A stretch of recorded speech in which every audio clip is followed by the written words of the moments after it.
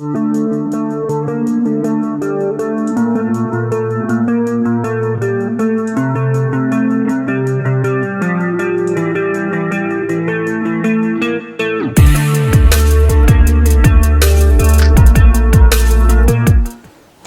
everyone, Resin Dragon here, and thanks for coming back to my channel.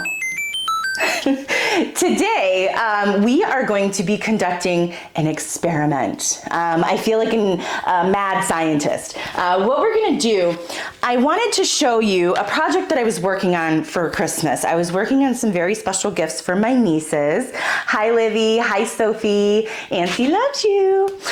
So what I was gonna do, if you saw my previous video on this, I made the Sugar Skull trinket box from Dryer Days, and my nieces are very much into Coco, and I think the other one's called The Book of Life, the one with Channing Tatum. I think I'm right on that.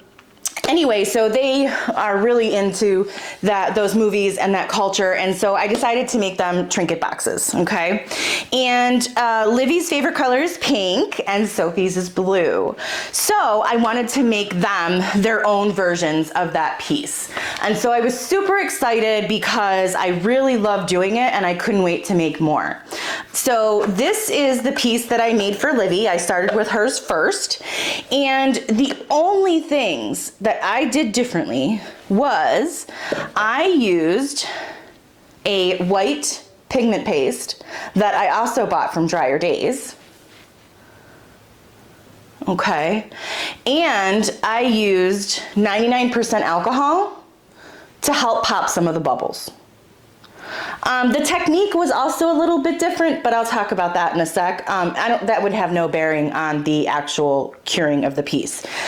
So what happened is the piece itself, unfortunately, I used a heat gun to mix the mica powder, which was pink, and the white paste to kind of give it this cloud effect. And that came out beautifully. I thought it looked perfect. I was super excited when I saw this, and I saw that the effect actually worked. It kind of looks like bubble gum, and I love it. But when I was demolding the face, I noticed that the mold actually got fused to the resin in some places, and I was very upset because I had only used that mold once before, and it's getting close to Christmas, so I really need to get going. I ordered another mold and it's on its way, but let me show you what happened here. So it has, let's see, right here, there's some silicone actually still stuck to it. There is some on the teeth, and then in this cheek right here, there is some silicone. So I thought, okay, I can save this. I know I can. All I gotta do is just scrape off that silicone, right? Maybe I could even sand it a little and then do a little doming, and it should be great. Well, as I was using a tool to get in there and try to scrape out some of that silicone, this warmed up with my body, right, as it will, and I noticed it started flexing, and I was like, you've got to be kidding me. The other one did not do that, right? This is completely hard, and it's not flexy at all. So what I'm going to do, I want to show you. I'm going to heat it up a little bit. I'm going to first start with the purple one, because that's my control piece here, is the purple one, and I'm going to heat it up, and I'm going to show you what it looks like after it's heated and if it should be flexible. Resin, after curing, no matter what the heat you put on it, should not be flexible. So it may not have cured properly. I'm gonna turn this down because it's on like full blast. Let's see here, like halfway. Okay, it's gonna be a little loud, so I'm sorry. I'm just heating it a little bit, not getting it terribly hot. Just to about body temperature.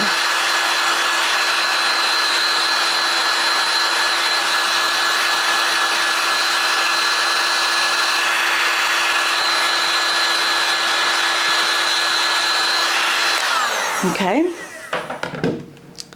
be careful, those nozzles get really hot. Okay, nothing, right? Solid as a rock. Nothing wrong with it. No flexing, no nothing. Can't put my fingernail through it. Okay, super nice. Now, I'm gonna heat up the pink one. I'm gonna show you what happens. Again, I apologize for the noise.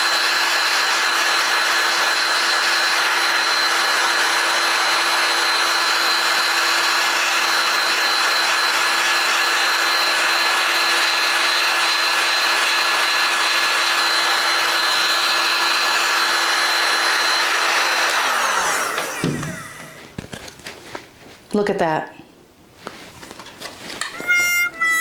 This should not be happening. This should not be flexible. So I was very upset because now I can't use this piece. I can't give this to her. The only things that I did differently was I used pigment paste and I used alcohol. So what caused it, right? I went online, I did some research. Pigment paste, unless you overdo it, should have no bearing on the curing of your product. None whatsoever, right? And I've seen other creators use it. They've never reported any problems. I did the same exact thing they did, right? You take a wooden stick, you mix up the pigment paste because sometimes it could separate, mix it up real good, you scrape it on the container, and then whatever's left on the stick, that's what you put into your resin and mix together. It's super opaque and super beautiful. And using that little bit amount should not have had any bearing on the curing of my product. Alcohol. I've seen lots of people use alcohol. I've even seen them use denatured alcohol, which from my understanding is more of an industrial type alcohol. It has less water content and it's more potent. So I've even seen people use denatured alcohol. Now, where did I actually put the alcohol? In these small spaces where bubbles tend to like to be, that's where I sprayed alcohol. It was just kind of a little, and I did it from far away, of course, but a little, in these spaces. And then here's the mold where you can tell that it's ruined. Let me find it again. There it is. So there's a big chunk of silicone missing out of there. There's silicone missing off of his teeth. And then there's the big one right there. Just completely ripped. So anyway, so I sprayed a little bit of alcohol and I laid the glitter in the eyes and the nose and the teeth and all that stuff. I thought I did a really good job. And then when I was laying the pink and the white, I was going for a specific effect, right? I was telling you about that cloudiness. I sprayed the alcohol one more time on the outside of the molds, and then I poured. Same thing with the base. Bubbles can get stuck in this base. It's about 2 inches, so you can't really take a heat gun to that puppy. So in here, right, I just sprayed a little bit of alcohol, and that's it. I really didn't think I used a whole lot. And I also let my resin sit for about 1 hour before I started the project. I'll tell you why. My resin that I use takes 3 days to cure. So because it takes 3 days to cure, I have a longer working time. I think it's about 30 to 40 minutes working time, right? And so I let it get really nice and thick so that the resin is easier to put into these smaller spaces and goes where I want it to go, like almost perfectly. So that's why I let my resin sit. And then I did the same thing when I was pouring the white and the pink, because if you pour the resin right away after you mix the color, it's thinner, right? And if you try to do the technique that I was doing, all it's gonna do is just mix the two colors together and I would just get a light pink. I wouldn't get this cool cloud effect and it wouldn't look like bubble gum, which is really what I was going for. So I wouldn't have gotten that had I not let the resin sit for about an hour. So the mad scientist idea that I had was I'm going to conduct an experiment to find out exactly what happened and why it happened. I have 4 coaster molds, same exact ones, same size. They're a little small, but I like it that way, right? I'll be able to tell right away if the resin cures properly or not. So controlled environment, 4 exact samples, right? Sample number 1 is gonna be my control. It is gonna have no alcohol, no pigment, no paste, right? Just straight resin. Sample number 2, I'm gonna do paste, no alcohol. Sample number 3, I'm gonna do alcohol and no paste. And then sample number 4, I'm gonna do alcohol and paste. And resin, of course. So those are the experiments that we're gonna do, and we will see exactly what caused it. Did I put too much paste, or is it the alcohol? It could have been my mixture, but I'm gonna be completely honest, I have been doing really well. You can look at some of my other videos with my mixture and my measurements. They are really good. I just had that one real epic fail, and that was because I was all flustered doing my first TikTok live. So my mixture, I don't think was the problem. As you can see, I mean, I've done so many other successful projects, including one of these already. So I just wanna find out if it's the alcohol or the paste. So stay tuned. We're gonna go mix up some resin and we're gonna start pouring these in and we'll see what happens. Welcome back, everyone. Okay, so I have went ahead and mixed up my resin. It has been sitting for 1 hour, so it is a little bit thicker than it normally is. So that's awesome. And I have also labeled my, I'm gonna call them Petri dishes. I've labeled my Petri dishes, sample 1, 2, 3, and 4. And I have my white and my alcohol handy. And so I'm gonna go ahead and pour them into 2 separate cups so that I have white and clear. These are 2 cups of resin that has approximately 120 milliliters. Here is what the paste looks like. See how opaque that is? I mean, that's super opaque and really shiny. This doesn't look like it has separated, but I'm gonna go ahead and give it a good little mix anyway. Just to ensure that all the parts are mixed. And it's super thick. So again, what I did is I mixed it and then I just kind of like scrape it like that. And then like whatever is left on the stick is what I put in the cup.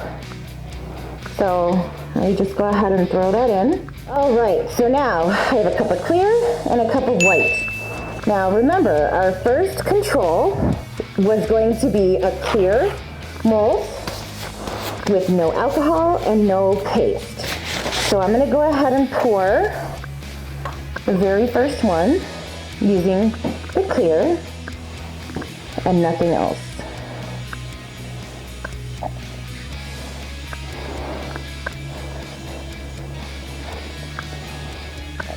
Perfect. It almost looks like water. I mean, it's so clear and there's so few bubbles. I mean, it almost looks like there's no resin in there at all. Okay, so that's number 1. All right, number 2, I have marked as paste, no alcohol. So we're just gonna do paste, no alcohol. So pure white paste. Perfect.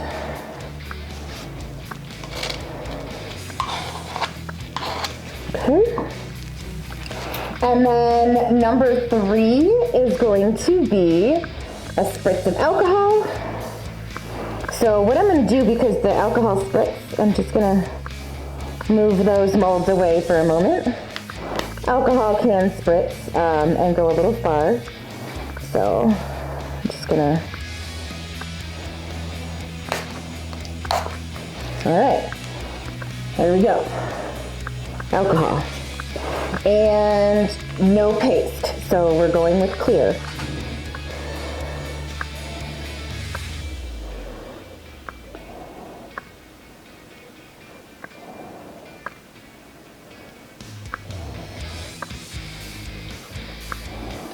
There we go.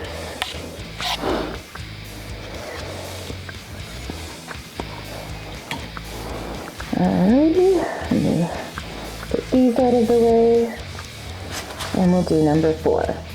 Alright, number 4 is alcohol and paste.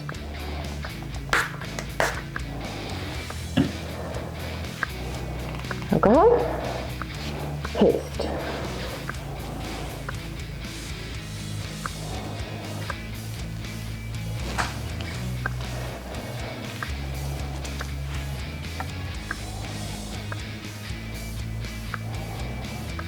I'm going to go ahead and get these filled up to the tippy tip top.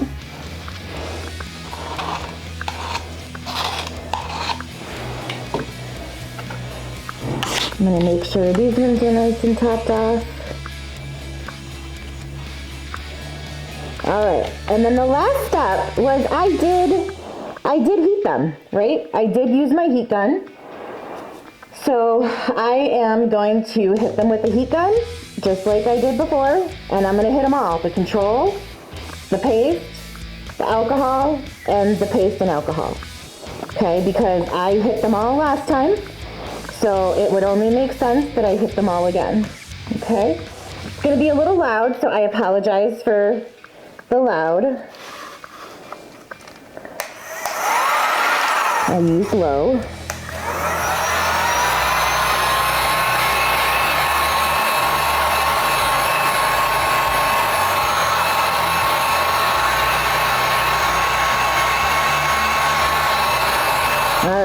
That's it. That's all I'm gonna do. All right. Now I do see that there's some bubbles in there. Is that gonna bug me? Yes. But I am not gonna fish them out. I am not gonna torch them because I told myself I'm gonna do exactly as I did before. All right. So we are gonna let these babies cure, and in 3 days, we will go ahead and pick this up again and unmold them and see if they are cured or if they're bendy. So stay tuned for day 3 where we unmold them. If you're liking this video so far, drop a like and subscribe to my channel and leave me a comment. Welcome back, everyone. It is now day 4 after we have casted our sample pieces where we were trying to figure out what went wrong with my trinket box. So I'm going to go ahead and unmold these today, but I think I solved the mystery a little early, but I don't want to spoil it and give it away until the end after we unmold everything. So sample number 1 is a completely clear coaster. It has no paste and no alcohol. All I added for heat was a heat gun. So we're gonna unmold and see if there's any flexibility. Right now my workshop is at a very hot, almost 80 degrees right now. So it is very warm in here. And if these were going to be bendy, trust me, they would be bendy in this room right now because it is so warm. But as you could see, it is very, very rigid and very nice. So again, this was my deep pour resin, which is 2 to 4 inches thick is what you can pour it up to. And I didn't really put any effort into getting out any of the bubbles because it was just a test piece, right? Bubbles didn't matter at that point. But as you could see, this resin is absolutely gorgeous. It is really clear and very minimal bubbles in it, even from just basically no intervention. So this is a really nice and clear resin. All right, sample number 2 was paste and no alcohol. So it is a white pigment paste by Dry Your Days Art Studio. It was where I bought this one. Very, very beautiful white. So let's go ahead and unmold.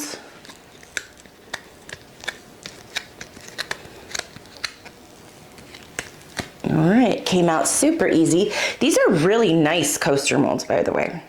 All right, so bending, no, none at all. So pigment paste by itself has no bearing on the cure of this product. Look at that beautiful white. Like, it's just so So like a cloud, it's so clear. All right, that was sample 2.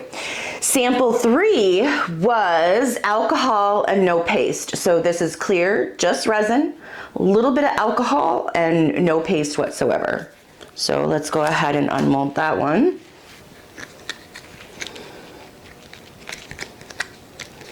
I love how these just peel right out. Whoop. All right, again, let's show you a bend test. Definitely not bending. And I put like 2 spritz of alcohol in this because I really wasn't sure like what would be an overuse of alcohol. And 2 spritzes, the mold itself was still wet when I poured it. So I figured that was a really good test if it was still wet, if it would set correctly. So that's that one. Sample number 3. Sample number 4 was alcohol and paste. So 99% alcohol and the Dryer Days pigment paste. Yeah, that's a good sound. I like that sound. So let's go ahead and unmold this guy. Yeah, he's perfectly fine.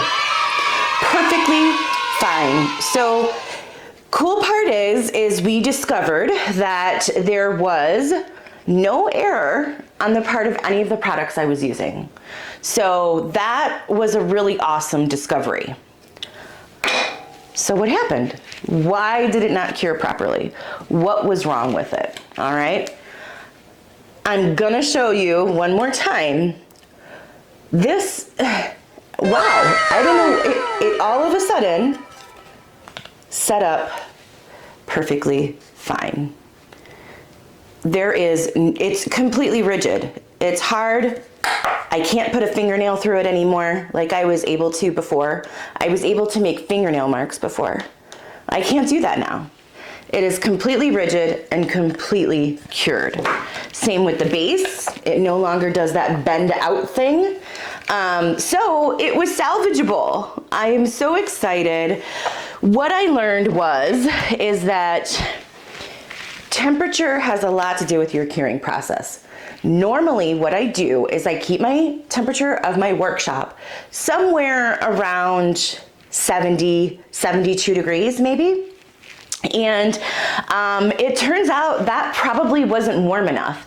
And I only kept it temperature controlled for maybe the first 24 hours because I thought that was the most important part of the cure. So I was completely mistaken. I was doing a TikTok live the other day and trying to figure out, like, talking to other artists, trying to figure out what may have went wrong before I unmolded these, you know, asking them for any advice they have. Have they used alcohol? Have they used pigment pastes? And what kind of troubles they had? And someone had suggested, just let it sit. Let it sit longer and jack up the temperature, see what happens. I read it online as well that the temperature needed to be at least 75 degrees to 82 degrees, and it needed to be consistent heat for the entire time of the curing. So that's what I did. Even, they said that even a little bit of a drop in temperature could completely, if it's too cold actually, could completely stop the curing process. I didn't know that. Like, who knew that? If you're a beginner, these are things that nobody tells you. These are the things that don't come up in conversation. And these are the things that the manufacturer just really sometimes doesn't make obvious. They make it seem like, oh, hey, all you need is a mold and some resin and some color and some glitter and have at it, have fun, create. It's not always that simple. So I hope you've learned something today. I know I did. And I'm super happy that I was able to salvage this product because now all I have to do is just give it some finishing touches and I can give it to my beautiful niece and she'll be ecstatic. And now I can actually start my other nieces, which is gonna be blue, and I'll post some of those pics or maybe even do a YouTube short so that you guys can see the results of that one. So now I can start on that and have no problem whatsoever. If you have any comments, please feel free to leave them below. If you have any questions that I can possibly answer for you, or if you have any suggestions on next videos on anything that you guys would like to see, please leave that comment below. Give this a like, a thumbs up, and subscribe. Until next time, why don't you pour one for me?